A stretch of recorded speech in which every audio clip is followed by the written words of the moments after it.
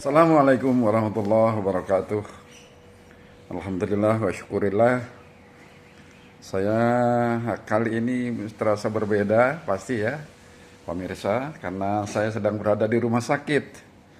Ya, di rumah sakit Sentra Medica. Kebetulan sahabat saya dokter ahli penyakit dalam, Dokter Kristi, yang mengawasi perawatan saya di salah satu ruangan di Rumah Sakit Sentra Medica, Cibinong, Bogor.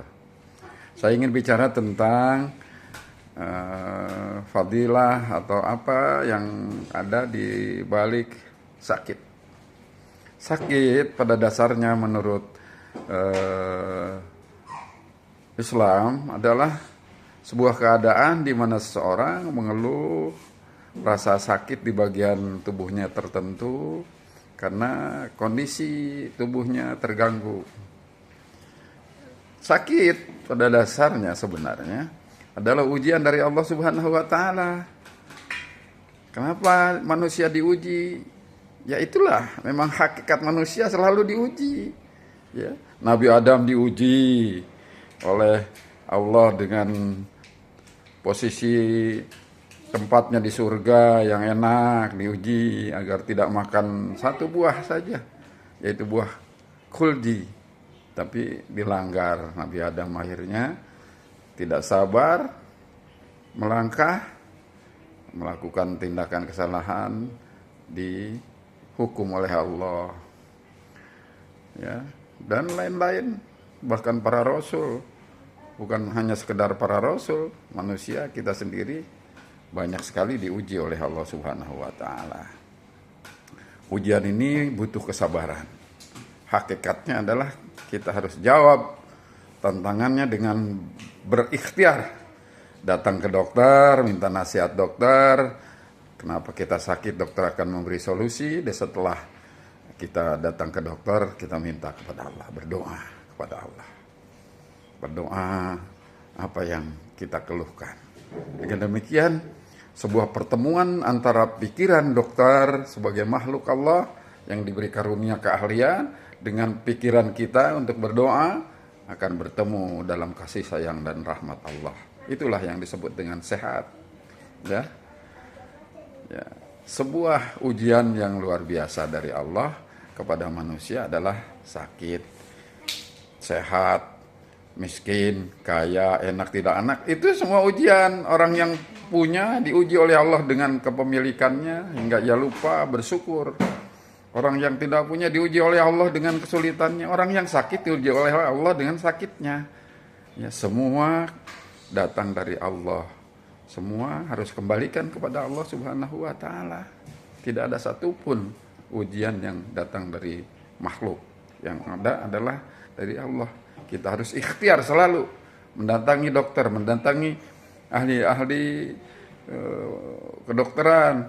Seperti seorang manusia ingin berhubungan hukum, dia harus mendatangi. Apakah ia mendatangi lawyer, mendatangi notaris, dan lain-lain. Semua keahlian. Kalau kita datangi orang yang salah, yang kita datangi ahli nujum, dukun misalnya, ya Allah tidak ridho. Tapi kalau kita datang ke dokter, ya Allah ridho. Allah akan memberi ujian kepada kita sesuai dengan kapasitas kita. Nggak ada yang orang diuji kalau tidak mampu lolos dari ujian. Butuh hanya satu, kesabaran. Sabar, kemudian setelah sabar, ya tawakal kepada Allah.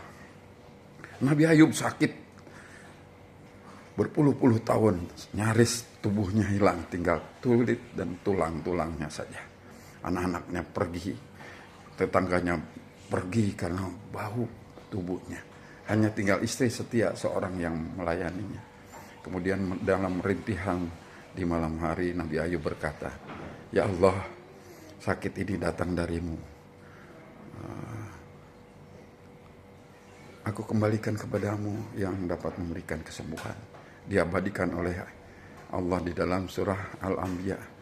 Rabbi inni masanniya durrun wa anta arhamar rahimin. Begitulah rintihan Ayub. Lalu Ayub berikhtiar minum madu dan lain-lain. Itu kemodernan, ikhtiar ke dokter, diberi resep obat dan lain-lain. Itu adalah semua nilai-nilai dasar Islam yang bertautan dengan kedokteran. Nah, kita juga begitu ikut Nabi Ayub, minta kepada Allah sambil ikhtiar.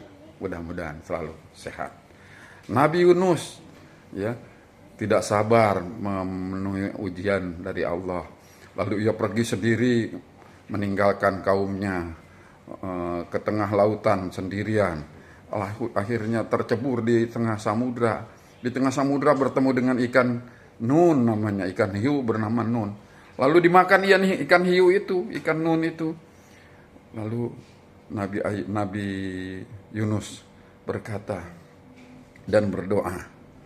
Apa mah doanya? Doa Nabi Yunus, la ilaha illa anta. Terus, subhanaka inni kuntu minadz zalimin. Berdoa, la ilaha illa anta subhanaka inni kuntu minadz zalimin. Lalu apa yang terjadi?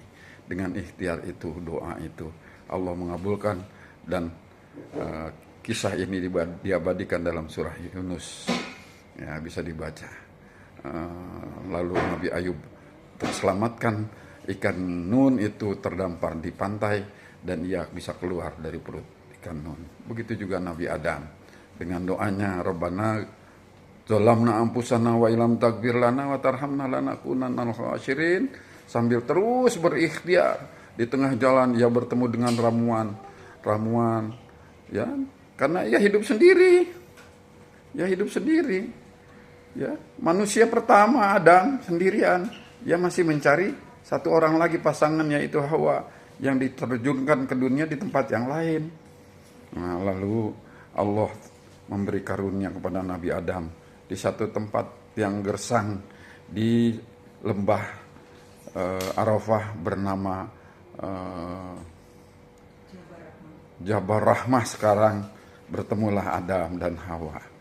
Itulah kisah-kisah sepenggal kisah-kisah tentang inspirasi manusia agar ia tetap sehat dengan selalu berikhtiar dan bermohon dan bermunajat kepada Allah. Sampai jumpa di lain kesempatan. Wassalamualaikum warahmatullahi wabarakatuh.